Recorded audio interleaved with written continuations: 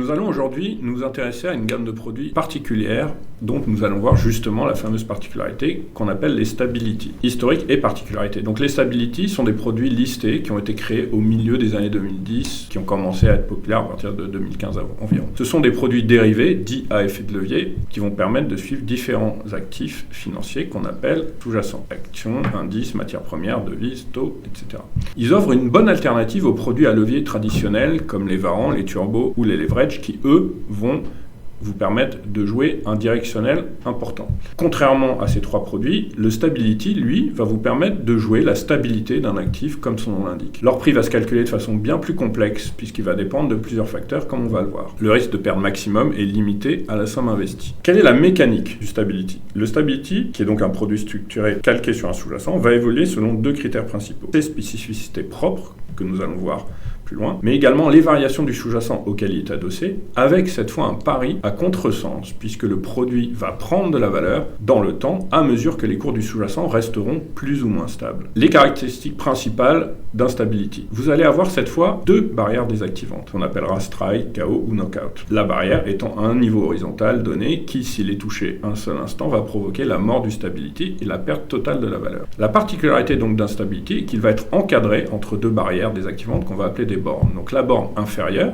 qui sera sous les cours du sous-jacent, qui est donc l'équivalent d'une barrière call, et la borne supérieure, qui elle sera au-dessus des cours du sous-jacent, qui sera donc l'équivalent d'une barrière put. Il faut donc envisager le Stability comme un tunnel que vous allez avoir à l'intérieur duquel vous devez absolument rester durant la détention de votre produit. La carte d'identité d'un Stability. Vous allez avoir donc une borne haute, barrière désactivante correspondant au put, une borne basse, barrière désactivante équivalente au call. Vous allez avoir un prix déterminé par la position des cours du sous-jacent à l'instant T, comme on va le voir. Et vous allez avoir une date d'échéance, comme sur les varants. Plus l'échéance se rapproche, plus les cours seront à mi-chemin entre les deux bornes, plus le prix du Stability sera élevé, parce que vous diminuez votre risque. On va voir pourquoi. Plus les cours seront proches d'une des deux bornes, plus le prix sera bas, parce que vous allez avoir une augmentation du risque. C'est évident que si vous achetez un Stability à 2-3% d'une des deux bornes, le prix sera peu élevé parce que vous allez prendre un gros risque d'être désactivé. Voilà de façon très schématique comment vous allez voir la représentation d'un Stability. Vous avez les cours de votre sous-jacent indiqués ici en jaune avec la médiane entre les deux bornes. Donc vous,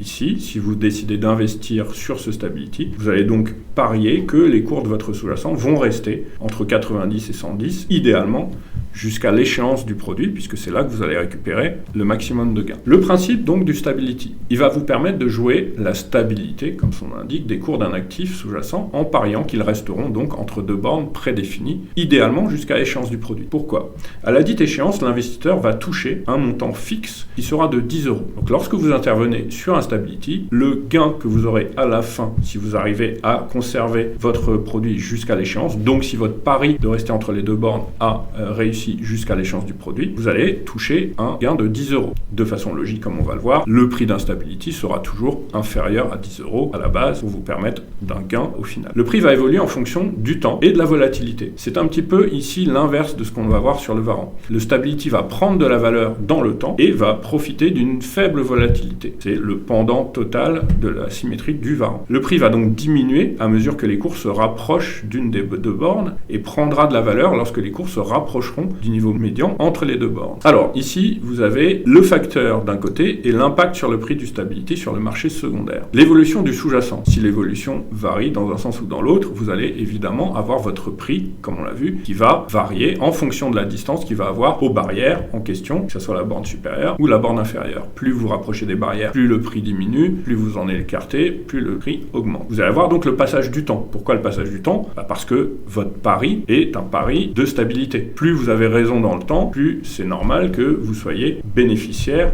de votre pari. Vous allez avoir aussi un pari sur l'évolution de la volatilité. Il est évident que si vous avez une forte volatilité sur un sous-jacent, vous avez plus de risques de vous rapprocher des barrières désactivantes. Alors que si vous êtes sur un sous-jacent à volatilité plus faible, vous allez avoir un risque amoindri. Donc l'évolution de la volatilité à la baisse va jouer en votre faveur et à la hausse va jouer entre vos défaveurs. Ici, on a réalisé une courbe qui va vous permettre, de façon sans doute la plus efficace, de comprendre l'investissement d'investissement sur Instability. On a donc identifié ici votre gain en pourcentage pour Instability revendu à échéance en fonction du prix d'achat entre 2 et 9 euros. Pourquoi entre 2 et 9 ? Parce que déjà 2, c'est quand même un risque assez important, et 9, vous n'êtes pas loin du prix d'échéance des 10 euros, donc vous allez avoir peu de chances d'atteindre 9,7 avant d'être très proche de votre échéance. Donc ici, on voit que si vous achetez un Stability à 2, si vous arrivez, c'est une simulation qui implique que vous avez réussi à garder votre produit jusqu'à l'échéance. Donc si vous avez acheté un produit à 2, vous allez avoir un gain potentiel de 400%. Plus vous allez augmenter sur votre prix d'achat, plus votre gain va être inférieur. Qu'est-ce qu'on voit ici ? On voit quand même que, logiquement, en achetant un Stability sur la médiane, c'est-à-dire à 5 euros, vous avez un potentiel de gain de 100% puisque vous allez le revendre à 10 euros. Plus vous allez donc l'acheter cher, plus vous allez diminuer votre risque, plus vous allez avoir un potentiel de gain qui diminue. On voit quand même que même un achat autour des 7 euros, qui peut représenter une prise de risque un peu moindre que sur les 5, vous avez quand même un potentiel de gain à l'échéance qui est au-dessus des 40%, ce qui est quand même loin d'être négligeable. Les avantages maintenant et les inconvénients de ce type de produit. Vous avez un meilleur rendement que sur le sous-jacent, au cas où votre pari est réussi, bien sûr, comme sur n'importe quel type de produit de bourse. Vous avez la possibilité d'investir sur toutes les classes d'actifs, là encore. Attention toutefois, le choix que vous avez en termes de sous-jacent sur les Stability est quand même nettement moins important, notamment sur les actions, que celui que vous allez avoir sur les autres familles de produits de bourse. Vous allez donc pouvoir jouer la stabilité d'un sous-jacent. Ça va être pratique lorsque vous êtes dans un marché sans tendance. Parfois, on voit que le marché est hésitant, qu'il commence à faire ce qu'on appelle une latéralisation, et on se dit, mince, qu'est-ce que je peux faire ? Plusieurs niveaux de barrière sur un même sous-jacent. Faites très attention à ça. Il est très important de bien vérifier la borne supérieure et la borne inférieure afin de pouvoir déterminer le risque que vous allez prendre lors de la durée de détention de votre produit en fonction également de la date d'échéance. Vous allez avoir une perte maximale limitée au montant investi et enfin la valeur de remboursement à l'échéance qui est connue à l'avance. Vous savez que quoi qu'il arrive, si vous maintenez votre position jusqu'au bout, vous allez avoir un gain de 10 euros au final. Vous avez la possibilité de revendre à n'importe quel moment. Il est évident que vous n'êtes pas obligé d'attendre l'échéance. Comme je vous l'ai dit, atteindre l'échéance est le scénario idéal. Maintenant, vous pouvez très bien vous dire à un moment, bon, je suis quand même en gain de 20%, peut-être que je commence à être un petit peu moins sûr et que le marché commence à accélérer dans un sens ou dans l'autre. Car là, vous décidez de couper votre position en gain, mais vous pouvez également la couper en perte, inversement, si vous pensez cette fois que vous risquez de perdre davantage sur votre produit. Enfin, autre avantage, c'est que là, pour le coup, vous allez profiter de la valeur temps. Les inconvénients maintenant, le calcul du prix à l'instant T est quand même complexe. Maintenant, il vous est donné directement sur le site de votre courtier. Le risque de suspension de cotation sur une action, qui est encore une fois très rare,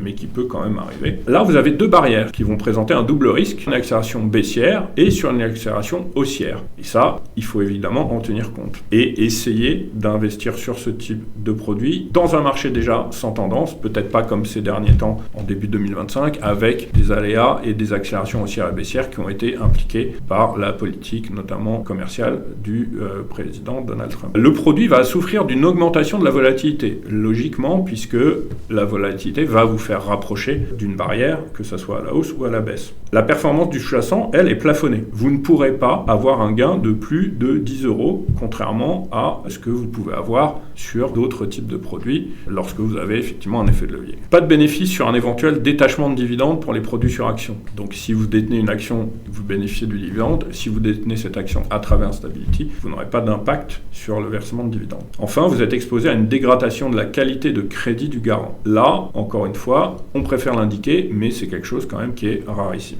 Donc, pour résumer, intervenez via ce type de produit dans des marchés stables, essayez d'éviter les valeurs à forte volatilité. Il y a des valeurs comme Hermès, comme Sanofi, qui ont une volatilité moindre que des valeurs comme STM ou Arcelor, par exemple. Enfin, faites bien attention de regarder l'écart que vous avez entre vos deux bornes. Ne vous contentez pas d'en regarder une en vous disant « Ah, je suis loin de la borne inférieure ». Regardez à ce moment-là où est-ce que vous en êtes par rapport à la borne supérieure. Essayez de prendre un écart de borne qui va être à peu près équivalent entre le haut et le bas afin d'être, au moment de l'achat, au milieu du tunnel en question.